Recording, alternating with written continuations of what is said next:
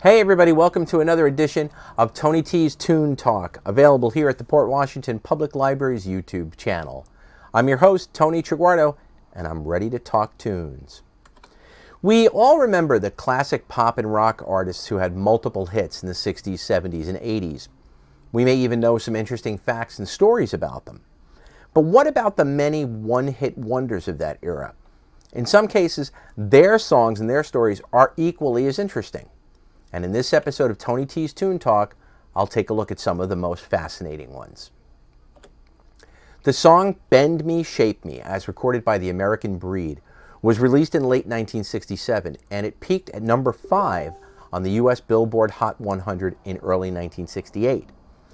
The song was written by Scott English and Larry Weiss and was first recorded by the group The Outsiders as a track on their 1966 self-titled album. Interestingly, it had also been a minor hit for the group Amen Corner in the UK. The band The American Breed were an extremely talented bunch, but the singles that had preceded and followed Bend Me, Shape Me didn't fare nearly as well as that one did. Nonetheless, the band found themselves in high demand in the lucrative radio jingles market. They recorded commercials for Coca-Cola, the American Navy, Bell Telephone, among others. And their TV commercial for American Airlines featuring the jingle Fly the American Way was highly successful. Now in 1968, the band appeared 3 times on American Bandstand, but their single releases still weren't lighting up the charts. They added singer Paulette McWilliams in 1969, and they moved towards a more R&B funk sound for a 1969 single. But nothing they could do would get that elusive follow-up hit for them. And so the American Breed split up. That could be the end of the story. But within a few years, 4 of the members would reunite. They briefly worked under the name Smoke, then they became Ask Rufus. But when Paulette McWilliams was replaced by Chaka Khan, and they decided to shorten their name to simply Rufus, that's when the stars would align.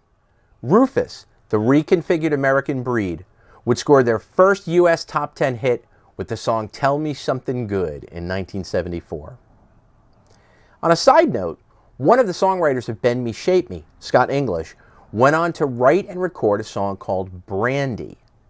Not the You're a Fine Girl Brandy, a different one. The one that Barry Manilow would later cover as his 1974 breakout hit, Mandy. I visited Canada in an early Tony T's Tune Talk. There were so many great hit songs that came from our neighbor to the north. Last Song was a 1972 hit for the Canadian trio Edward Bear. It was the first single from the band's self-titled third album and was their only chart hit in the U.S., peaking at number 3 during an 18-week run on the Billboard Hot 100. It reached number 1 in Canada, and it did the same on the adult contemporary charts all throughout North America. The song of unrequited love finds the narrator telling the object of his affection that this song, evidently the one that we're currently hearing, is the last one he will ever write for her. He's evidently been keeping this light on in his window and in his heart for 2 years. 2 years. Wow. The song's composer and singer Larry Evoy explained that the song was actually inspired by his own personal experience. It was written over a period of time, and it was literal. I would actually go to sleep with my light on, hoping that she'd think I was still awake and would drop by. Well, thankfully, the songwriter's fate actually differed from that of our narrator. In reality, she did come back. Good on you, Larry. Another interesting aspect of this story is just how different Last Song was from the earlier works by Edward Bear. The group was formed in 1966 by Larry Evoy and bassist Craig Hemming under the soon-to-be shortened name The Edward Bear Review. That name, by the way, is derived from A. A. Milne's Winnie the Pooh, whose proper original name was Edward Bear. At first, Edward Bear had a driving, bluesy rock sound. At one time, they even opened for Led Zeppelin. But in 1969, their sound began to move more towards blues and pop with their debut album Bearings, which yielded the single You, Me, and Mexico that was a top 10 in Canada and actually did chart fairly well in the States. The band followed up with a number of major chart successes in Canada. They released a few more albums that contained some epic, hard-rocking songs, but none of their edgier material managed to return them to the Billboard Top 100. And then Last Song came along. By then, unfortunately, most of the band's original lineup had left. Larry Evoy remained as the primary songwriter and organizer, rebuilding the band twice until it finally was disbanded in 1974. Evoy released a solo Canadian hit record, Here I Go Again, in 1977, and then went on to run a music publishing business, a small recording studio, and, with the help of his wife, a horse farm. Good on you again, Larry. All right, I have to ask, how many one-hit wonders have gathered up statistics like these? They performed over 2,300 live concerts during their 30-year career. Since the passing of one of the band's key members in 1995, they've held multiple reunion tours under different names and configurations, to the delight of their legion of hardcore fans.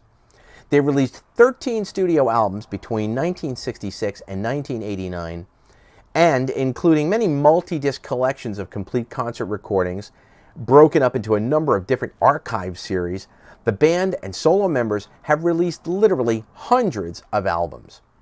Amazingly enough, though, Grateful Dead are one-hit wonders.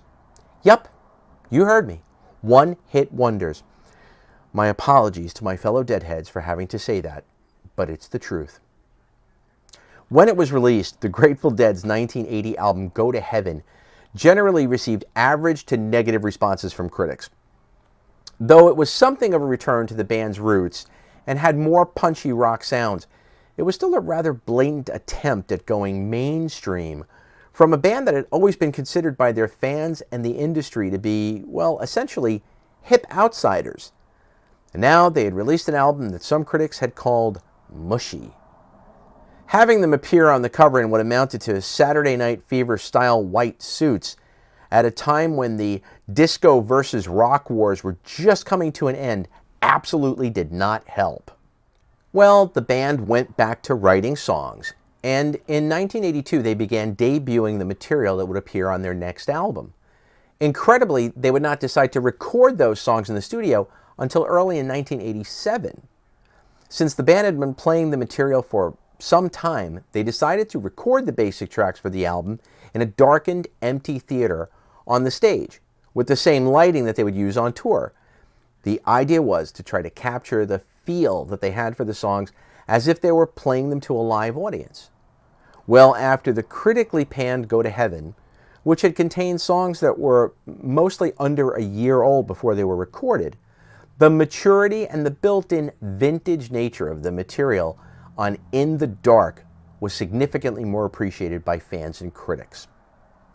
In the Dark became unexpectedly popular, achieving double platinum certification in the US. It reached number 6 on the Billboard 200 chart, becoming Grateful Dead's only top 10 album.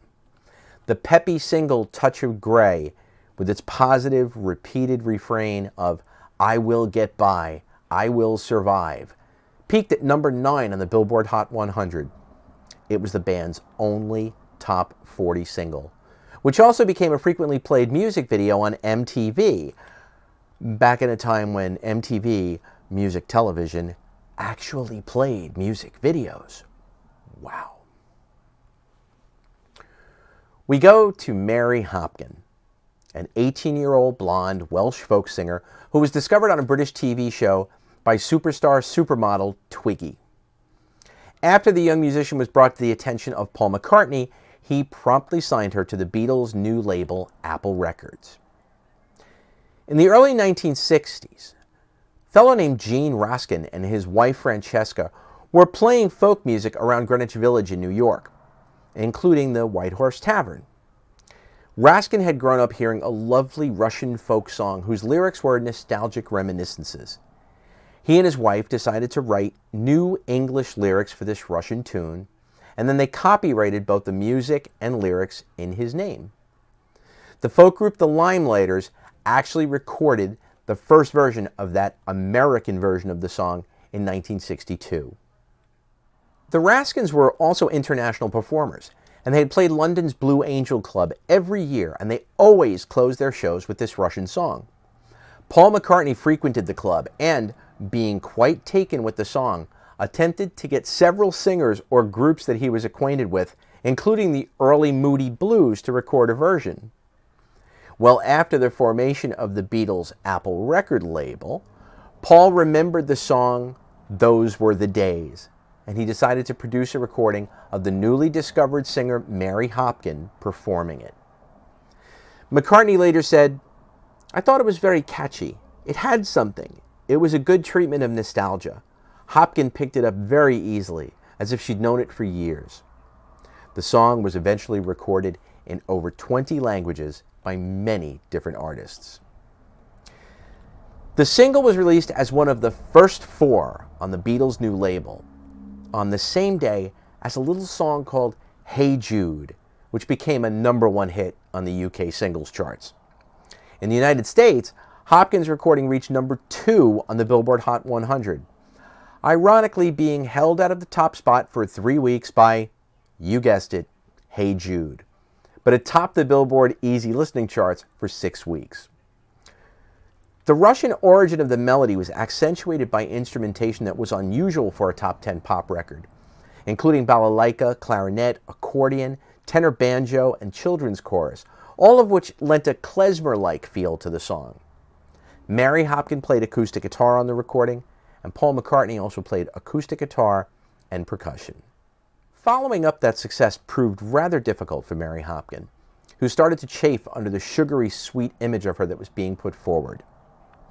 Apple seemed rather embarrassed about the image, she says, but they did everything in their power to exaggerate it. There was a lot more to me, I felt, but they didn't choose to promote that side. Mary scored a few more minor hits, the most notable of which was "Goodbye," a song hurriedly written by Paul McCartney as a follow-up to "Those Were the Days." But when McCartney, Apple label executives, and producers began to push lightweight cabaret standards such as "Que Sera Sera" on her, she became disillusioned with the music industry. "I was pushed into doing some dreadful songs that nobody cares about," she says. "Business people don't understand that you're trying to express yourself. They don't give a damn." Mary Hopkin quit the music business altogether in 1971 to raise a family following the release of the lovely Earth Song, Ocean Song album. But in 1976, she began to release music again, and she's scored a number of top 40 singles in the UK since then.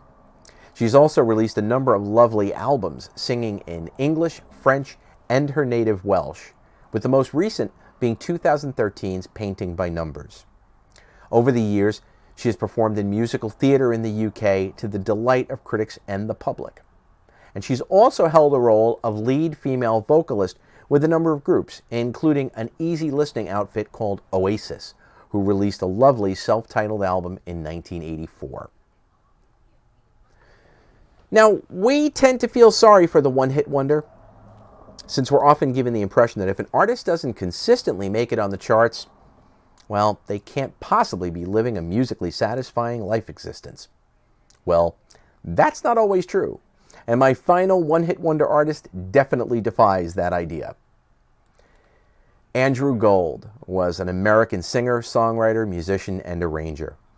The one hit that brought him to this list was 1977's Lonely Boy. But Andrew Gold had an incredible and diverse career, despite having only graced the U.S. top 10 on that one occasion. Gold scored a UK top 5 hit with Never Let Her Slip Away in 1978, and he reached the U.S. top 40 that same year with a little song called Thank You for Being a Friend. Now, if that title rings a bell, I would guess that you're probably more familiar with a version of the song sung by Cindy Fee that was played at the beginning of every episode of this little show called The Golden Girls. Ka-ching. Oh, and you've also heard Andrew's own voice singing a song called The Final Frontier at the beginning of every episode of Mad About You. His rendition of that song was also used as the wake-up call for the Mars Pathfinder space probe in 1996. Andrew Gold had further international chart success in the 1980s as the lead singer of the group Wax, which was a collaboration with English musician and songwriter Graham Gouldman, the author of many hits for groups like The Hollies, Herman's Hermits, and his own group 10cc. Gold was also a member of the on-again, off-again Los Angeles-based band Brindle, alongside fellow singer-songwriters Kenny Edwards, Wendy Waldman, and Carla Bonoff. Gold was a multi-instrumentalist who played guitar, bass, keyboards, accordion, synthesizer, harmonica, saxophone, flute, drums, and percussion, and arcane instruments like the musette and the harmonium. He was also a producer, a sound engineer, film composer, session musician, actor, and painter.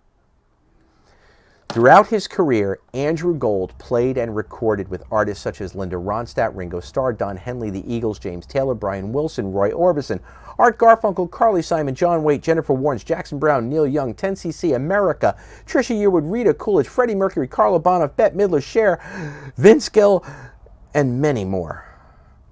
Wow. Okay, maybe he only made the top 10 once, but many artists who've hit those heights on more than one occasion couldn't flash a resume that has names like those on it. Andrew Gold was a one-hit wonder who truly had a wonderful career. This concludes my look at one-hit wonders for now. There are plenty more that I could talk about, but at this point, I'm going to encourage you all to go find and give a listen to some of the great music made by these artists that didn't climb to the highest reaches of the pop charts. Thank you for watching this episode of Tony T's Tune Talks on the Port Washington Public Library YouTube page. Remember that many of the songs and artists that I've talked about can be found on the online streaming and lending services available through your local library.